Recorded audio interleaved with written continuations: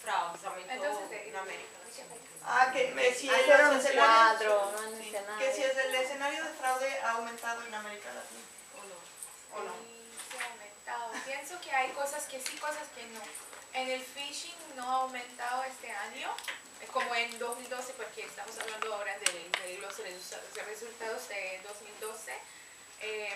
Pero en lo que se trata de malware, de troyanos, etcétera, hay más fraude en la región.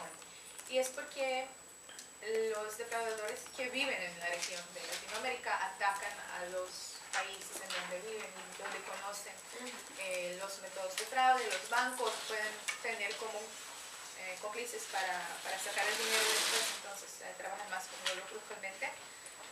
Así que el phishing un poco menos, pero en el terreno es más. Hace un rato me dejaron una pregunta porque me dijeron que tú le ibas a contestar. ¿Cómo hacen cuando un sitio está atacando a una empresa o algo y está fuera de la frontera del país? ¿Estamos hablando de un ataque de phishing? No, un ataque dirigido hacia una empresa. Un ataque dirigido puede ser un ataque para entrar a robar información o a conocer transacciones. No, pero puede ser inclusive de phishing. Pero cuando estamos hablando de sitio, es un sitio. Pues es un sitio en internet, es una cosa, pero un ataque dirigido es otra cosa.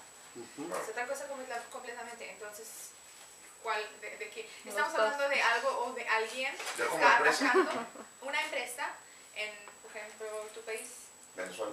En Venezuela, pero el atacante es como en los Estados Unidos, por ejemplo. Por ejemplo, Israel o Rusia. ¿Y usted quiere saber qué hacen o? Sí, pues me dijeron que RSA tenía un servicio que podía contratarse donde hacían shutdown del sitio que estaba atacando. No, eso estamos hablando de phishing. Cuando estamos hablando de phishing es el shutdown del sitio de phishing. Del servidor de phishing. Sí, como desactivarlo, hablar con el ISP y hacer que bajen el sitio. O sea, básicamente son recursos legales. Sí. O sea, no se puede, por ejemplo, en defensa propia, realizar un ataque contra un sitio que te está atacando. No, porque el sitio no está haciendo nada, solo está ahí con el pedido de credenciales y si la persona cae en este tipo de un fraude, si cae en el fraude, pues es todo lo que hace. Entonces no es un sitio con alguien que está atacando. Y si fuera un ataque de DOS, de denegación de servicio, ¿sí lo puedes atacar? Puedes defender tus propios hardware, software layer, pero atacarlos uno tiene que encontrar en dónde están, de qué servidores están trabajando, pero el ataque de DDoS viene de muchos lugares. Entonces, ¿qué vas a hacer? Como por ejemplo con los activistas. ¿Qué vas a hacer? Son diferentes personas normales como tú y yo. Entonces es más difícil atacar, sino solamente... Suponte que si mi organización recibe un ataque de activistas, yo podría, por ejemplo, obtener una lista de IPs y hacerla pública o acudir a alguien para que tomara la decisión. No te olvides una cosa muy importante, con estos tipos de ataques no pasan por sus IPs, sus propios IPs. Entonces hay VPN, hay otros tipos de proxy. Entonces, ¿qué vas a decir? Ok, tienes toda una lista de adresas IP, pero no sirve para nada, porque mañana van a cambiarlos y hacerlo otra vez, con otros IPs, con otro VPN, porque ellos también publican servicios de VPN, dicen a sus participantes en el DDoS, hoy vamos por esto, hoy vamos por este, mañana vamos así. Entonces cambian todo el tiempo y usan proxy, entonces no sirve como una lista de blacklist. Hoy hablé con diferentes proveedores y bancos y todos sobre el tema de DDoS y dije, ¿qué hacen? Porque están muy preocupados por este problema. También las empresas que venden cosas por internet, entonces son muy preocupados porque es su dinero que entra. Y dicen que hay una vigilancia todo el tiempo para saber si algo está pasando en el DDoS.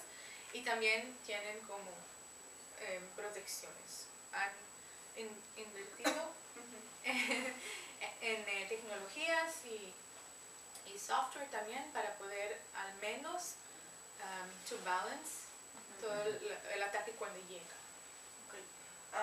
Una pregunta más que teníamos por acá era que describías un poco cómo trabaja tu CyberLab, dónde están basados, cómo es la red, qué es lo que hacen así como que en el daily. Como un panorama general. Sí, ajá, para que ellos entiendan cómo ¿Les funcionan interesa los una hackers. panorama general del Sí, sí. Bueno, ok, entonces yo trabajo en un centro operacional que recibe muchos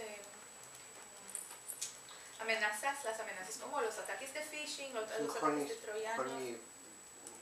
¿Honeypot? No tenemos honeypot. No trabajamos así, sino trabajamos con partners, con partners que nos they give us data feeds, email feeds, spam feeds, and we filter all that information. So we have like millions of URLs that might come in on any given day, and we have automated systems that would filter that information, and then we have analysts. And actually at RSA we have the biggest group of analysts that analyze phishing attacks. There are about 130 people that work in shifts, 24 hours. They work all year long. They don't have any days off. And so they qualify the attacks, and when they have to take it down, they take down an attack. They will contact the ISP, the webmaster, the registrar, and they'll go as many levels as they have to in order to bring down that attack as soon as possible. We also have teams that work with Trojans. So they do two things. We have a team that receives a lot of Trojan attacks, so Trojan resources. Every Trojan horse has about 3 different resources. They have an update website, they have a website that receives credentials, and they have a place where the infection takes place. So we know about these websites, and then we'll deactivate them in order to stop people from getting infected by this Trojan, and also to stop the Trojan from being able to collect credentials. So we have that part, and we also have people who research codes. So they will receive, a Trojan horse, the program itself, and they will study it, and they'll see what it does, and they'll see how it operates, and they'll see what sort of things it's capable of stealing and what it's probably meant for. Who are the entities that are targeted by that, and then they will give that analysis to customers and to law enforcement, etc. Now, we have these different departments, and we have other experts that work with, malware and so on. And what I do within this team is basically sit in the middle of everything, and I get all this information coming to me all the time. And that's how I compose las tendencias. Todo lo que pasa, que está pasando, por ejemplo, en una región, la otra, en este país, que está pasando, por ejemplo, en Brasil. Pasan cosas muy específicas. Es uno de los países en donde pasan las cosas las más específicas en la red. No sé por qué, porque es un país que es atacado por la gente que trabaja en Brasil, con phishing adaptado a Brasil, con malware muy adaptado a este país. No sabemos por qué, pero usan siempre los mismos tipos de malware ahí. Y no los tipos de malware que tenemos para los Estados Unidos o los otros países. Yo estaba pensando en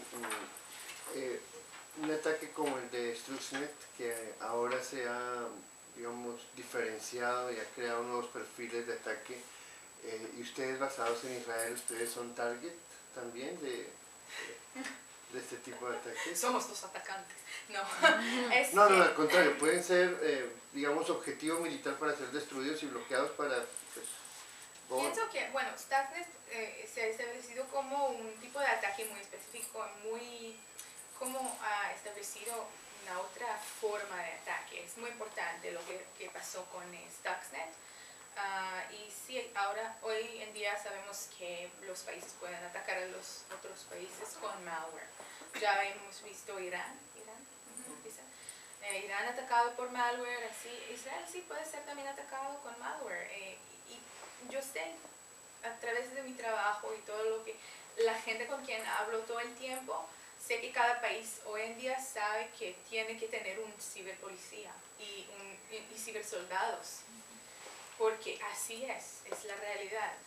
Entonces Israel también, claro, que tienen soldados cibernéticos, pero también en Colombia hay, sí. Por ejemplo, y en México, y hay otros países que ya entienden eso.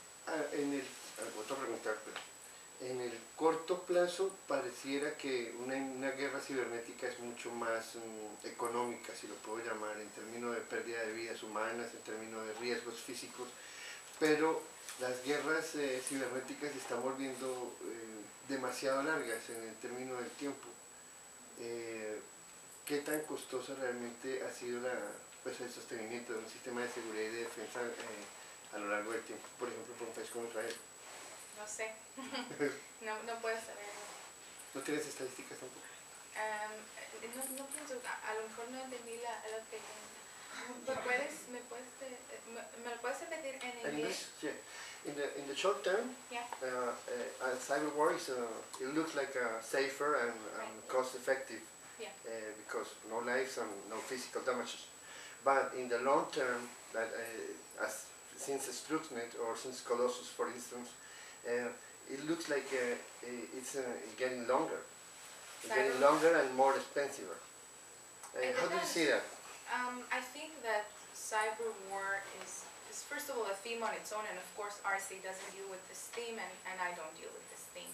But when you look at the sort of stuff that's happening, with Stuxnet, it was meant to disable centrifuges in a nuclear plant. It did its job, and that's it. I think that in that sense, it was cost effective. Obviously people developed this malware on their own. If you look at malware called Dooku, that was also part of that sort of thing. Dooku was actually written in a language nobody in the industry knew. So I think that it's sort of like a very pointed team of maybe 2-3 people that are writing these malware for government, for state-sponsored attacks. So I think we can't know how long or short it is, and I don't think we can even find out how much it costs when it comes to cyber war. Because we have no idea what the government invested, or what the US government invested in making the recent malware Flame. We don't know, they're saying in the news, it's the US and Israel doing this. Can we know this for a fact? We can't. But they're figuring, so I don't really have an opinion on how expensive it is or how long it's been, because I can't really know more about the project. Primero, después Jaime, después tú, y después Sí, yo. Ay, no, sí, Débora. Perdón. ¿Puedes compartir con nosotros algunas de las cifras estadísticas más reveladoras en la región de Latinoamérica en cuanto a fraudes? Sí, claro. Bueno, eso yo te lo voy a agregar nada más. Ajá. Era si el aumento de troyanos es en la misma proporción que la disminución de phishing, o sea, es la misma proporción o qué porcentajes, y cuáles serían los 3 países más atacados de América Latina. Ok, bueno, entonces sí, los 3 países los más atacados en América Latina son Brasil, claramente, después México, Chile y Colombia. Son los países los más atacados. Brasil está atacado por como 46% de los ataques en 2012. Cada mes tenemos un informe sobre los ataques en la región, entonces si ustedes quieren, podemos compartirlo, no hay problema. Sí, de hecho el último está en traducción al español y al portugués. Bien. En algún momento Pero de eso esta sí, a semana veces está. también tenemos como artículos en español y portugués, entonces está bien. En cuanto a los ataques de troyanos y phishing, generalmente lo que estamos viendo ahora es que en la web profunda es como en un mundo de un mercado económico negro en línea. En la web profunda sabemos que los cibercriminales hoy en día pasan mucho más como hacia los troyanos y dejan un poco el phishing. Aunque hay muchos ataques de phishing y muchas personas que hacen phishing, vemos un interés muy grande con los malware, con los troyanos, porque eso no necesita tanto de social engineering y una como estafa, no necesita demasiado trabajo, solamente una infección y la persona no puede saber que está infectada y así roban sus credenciales. Entonces pienso que eso es parte de lo que está pasando en el mundo entero, lo que está pasando. Pero la gente que hace phishing y la gente que trabaja con troyanos son completamente 2 grupos diferentes de criminales. Okay. Nada más para terminar, ¿algún sector económico que sea más vulnerable al fraude? Claro, los bancos, el sector financiero, después el sector de detallantes en línea, e-commerce. Y después serían las redes sociales. Y en Latinoamérica específicamente, la gente se infecta mucho por troyanos y malware a través de las redes sociales, a través de los móviles, entonces es como algo muy...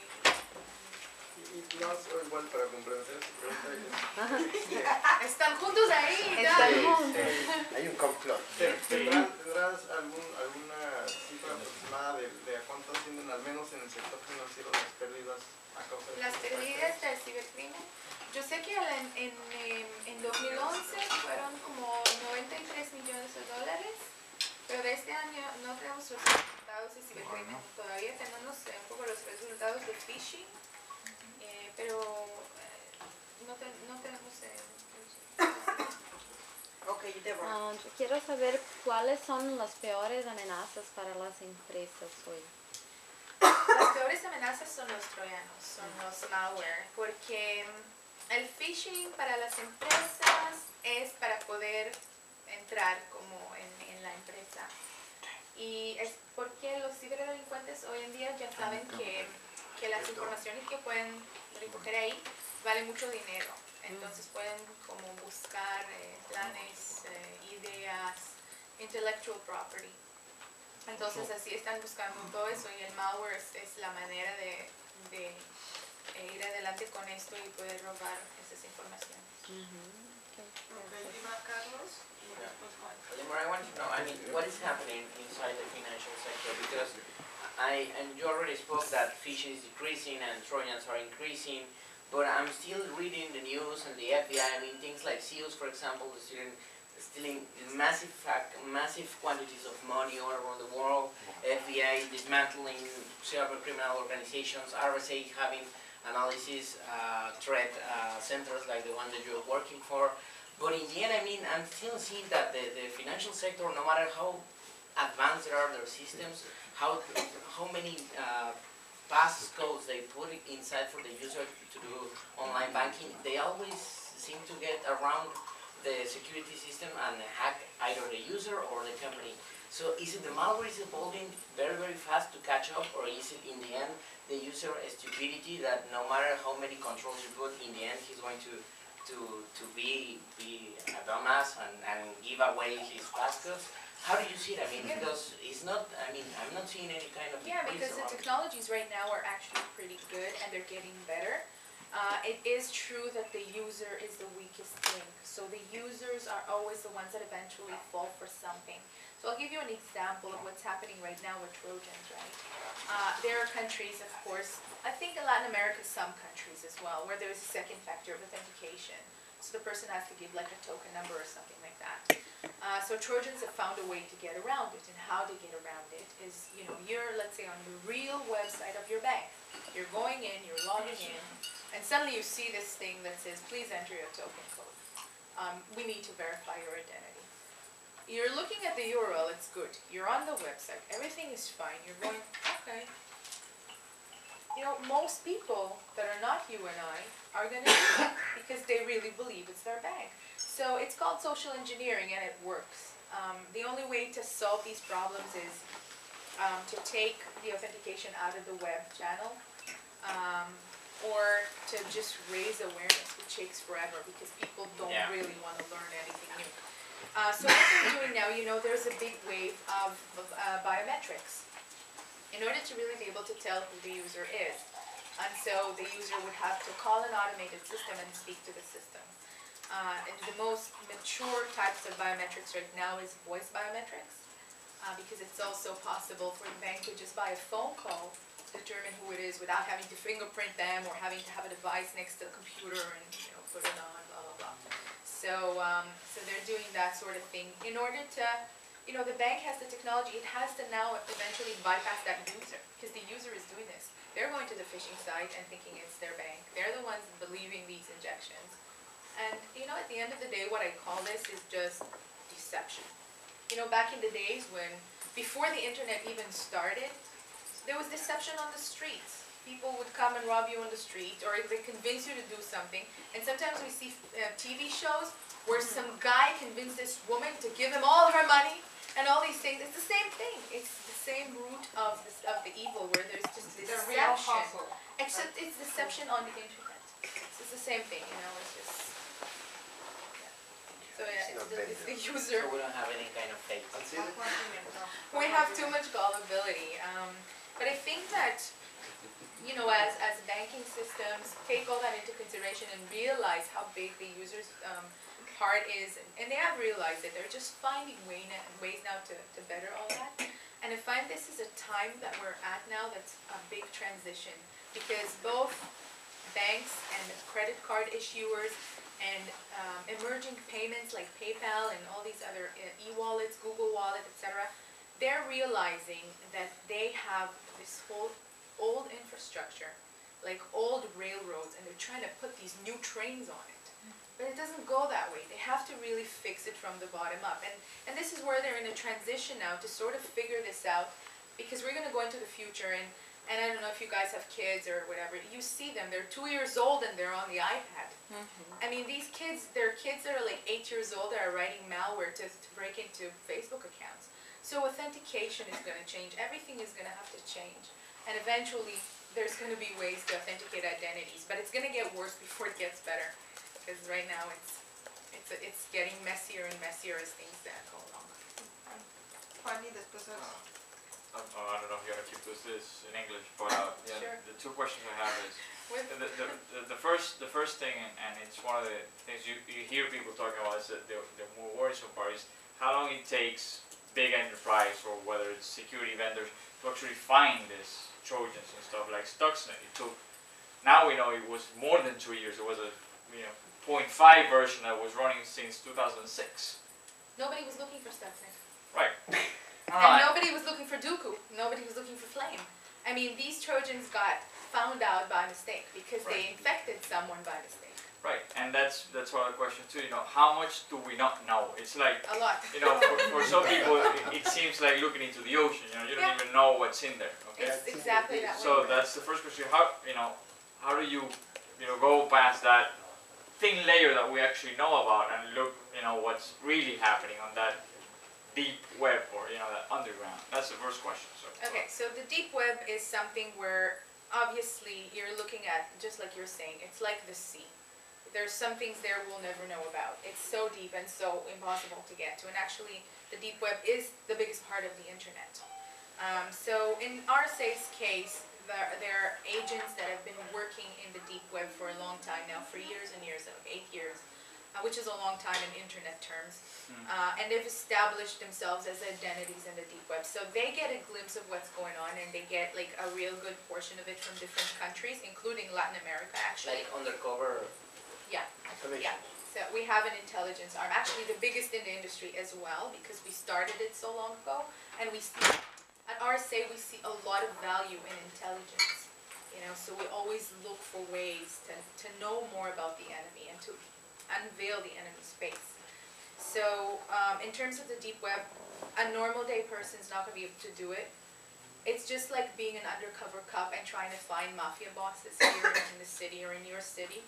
You have to get dirty and you have to get in there and find out. So it's like the real world a lot. There's no way for us to know. And the deep web, by the way, does not only have financial crime in it. It has, these dogfight crimes. They have child pornography. They have people trafficking. There's so many crimes in the deep web that it's like a jungle, and it's going to get worse. It's going to get worse because there's more people who are going online every day, and there's this whole generation, again, that's an online generation. Like our generation went online. We're the generation that got online. But for them, they were born into this. And so, everybody today has a normal identity, but also has a digital identity. And we were born, we didn't have a digital identity. But babies now at 2 years old have a digital identity. And children at 11 years old arrive at digital maturity. Like, they really have a persona online. So, just like the real world is full of crime, the internet is a parallel world full of all the same crimes. So we can't really know what's going on there until there's going to be more policing, more ways to govern the internet, etc. And this is just going to have to happen with time. Now the other side of that question, and I think you mentioned it, but you didn't go deep into, is that that John Doe, the regular guy in the street. The problem here is that security is still inconvenient, for that average person, for the not the tech savvy user, Yeah. you know. The ones that get annoyed when they have to take out a token. Right, Like you know, me. and if you take it even further, you know, you get CIOs and stuff that have 17 tokens. I know, I see that. In fact, a study, I think it was by RSA, says that the average CIO has 40 different profiles in different applications and stuff. It's, you know, managing all this, it's almost too inconvenient, you know, for it to be done. It's still easier to just have the password in a post-it under the keyboard, and, you know. Or using the same password for Or everyone. using the same passwords, you know, 40 times. So where's the middle ground? You know, how do you match those two so different realities? You know. Well, again, it depends for what type of identity. You know, if you're a regular guy on the street, then it's one type of identity management. And if it's your CIO that needs all these different profiles for secure platforms, etc., it's a completely different profile. I don't know, I can tell you that from RSA's point of view, there's identity management systems that are meant to manage identities beyond just who it is, but what is this person allowed to do and at what time. And it's really like, sort of, we have a risk engine that works for banks and works for companies and works for us internally. And so we sort of try to always evaluate, rather, maybe not as much who is it, because it could be maybe not that person, but what could this person do at this very moment, and what's the risk of that happening. So identity management, of course, is a big issue for everybody across the board.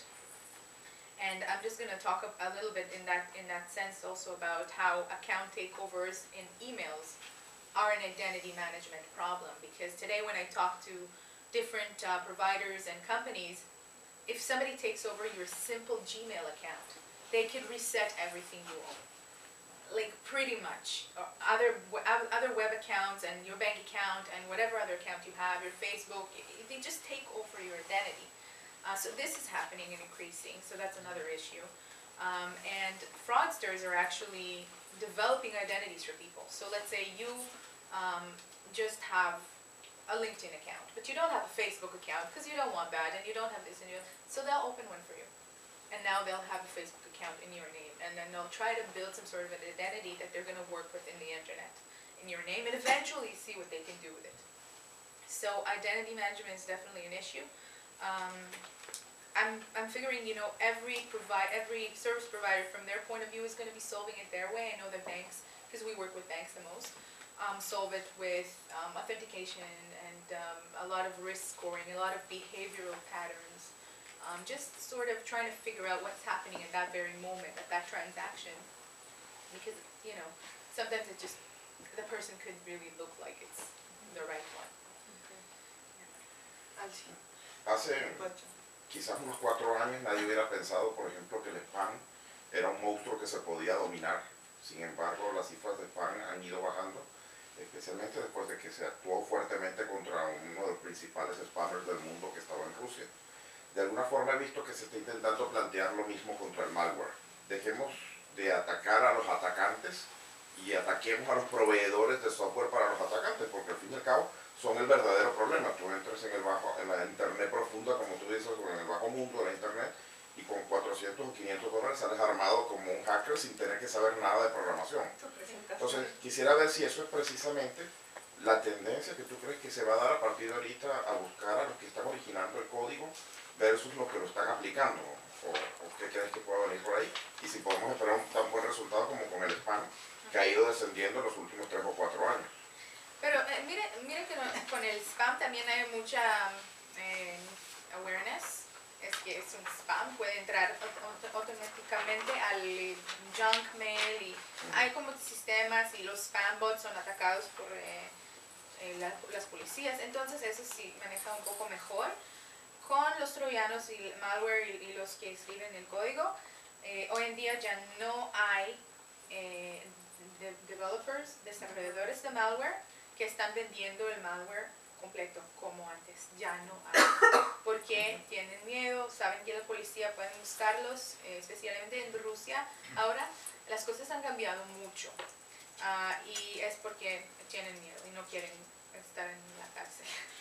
Y los demás que sí venden troyanos poquito a poco, un variante ahí, un variante allá, es muy difícil encontrarlos porque normalmente están en otros países en donde la policía local no puede buscarlos, Y también la policía en este país, en aquel país, dice pues no es algo muy largo y no tenemos los recursos para ir a buscar cada uno para ustedes. Entonces no es un problema en nuestro país, en Rusia.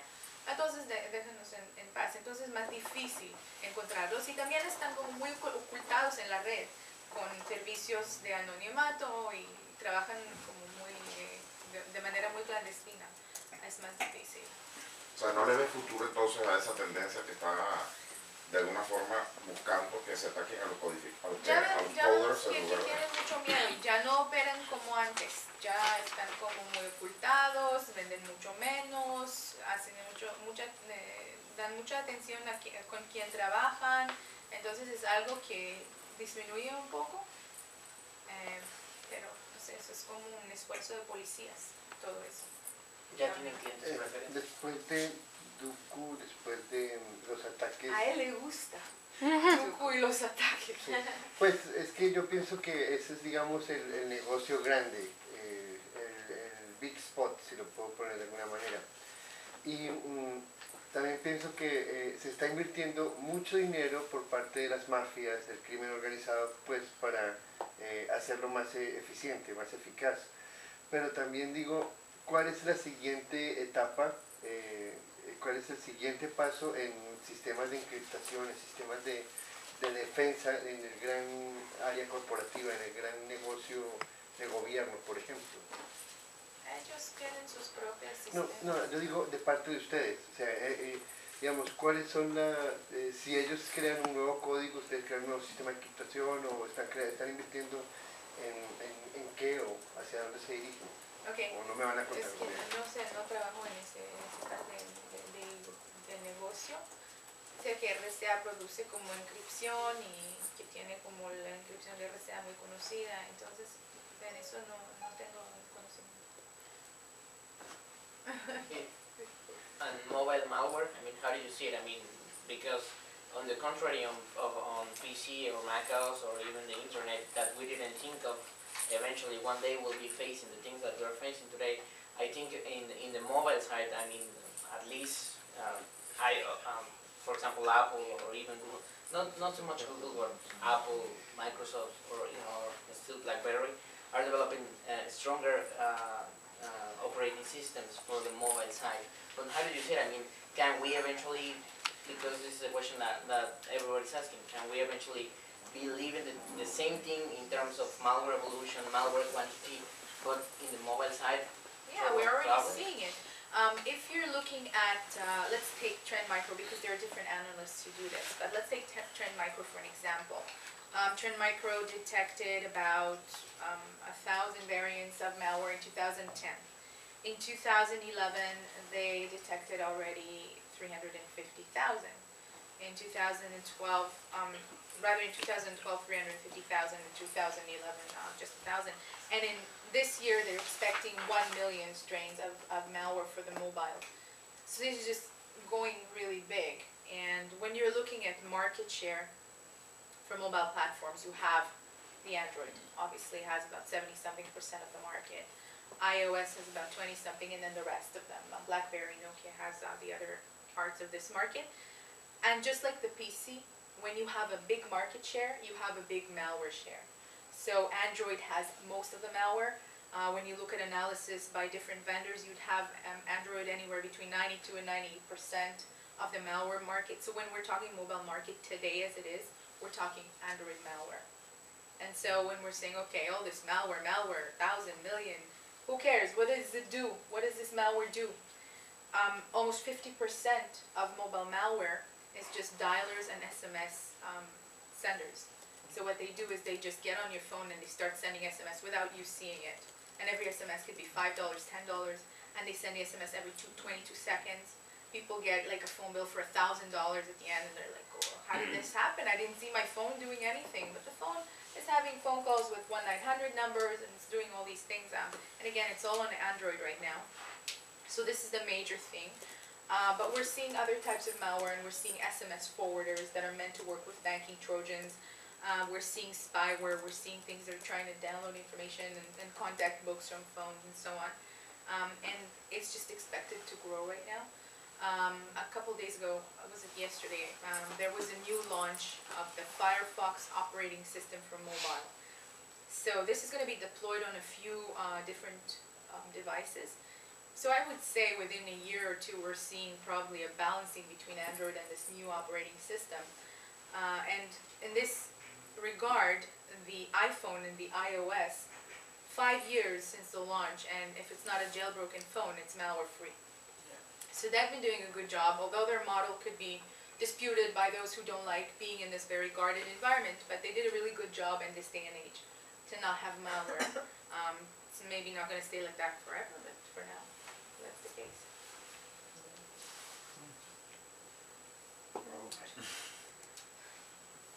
That's it. That's it. Any more